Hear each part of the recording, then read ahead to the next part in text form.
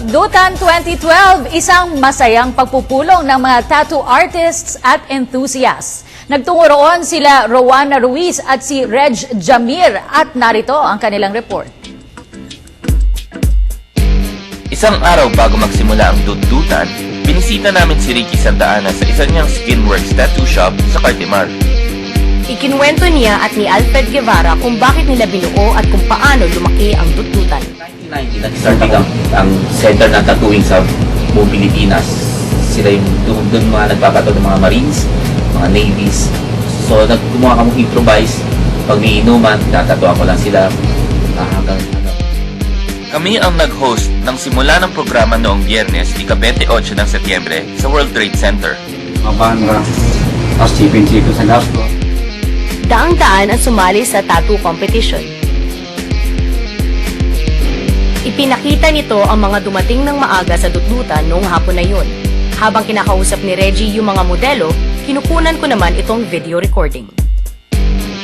Nagpalagay si Reggie ng isang brasong laking tattoo na gawa sa henna mula kay Oben Miralles upang mapakita niya ang isa pang uri ng tattoo. 2 oras lamang ang tinagal ng paghena at pwedeng manitili ito sa kutis ng 3 linggo. Akala ko yan, may staff, di ba? Sino yung artist ko? Di ba?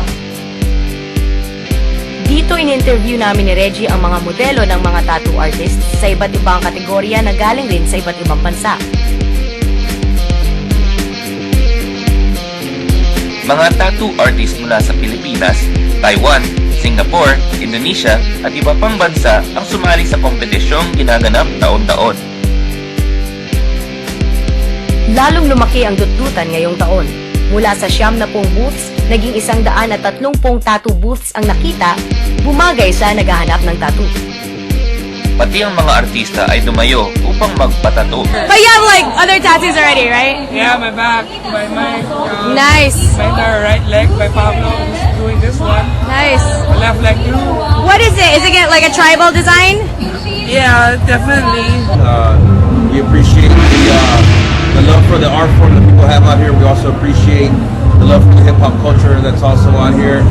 And, you know, the lowriders and the bikes and everything. It's a really cool thing. And, you know, Anti, Bobo, and myself, you know, we're very glad to be out here and be able to experience it for the first time. We've heard a lot, you know, from about the Philippines through, from Apple the App, you know what I mean, our homeboy from LA. And, you know, he wasn't lying. It's a really cool country. It's a lot of great food and a lot of pretty chicks, you know. na yung tattoo ngayon.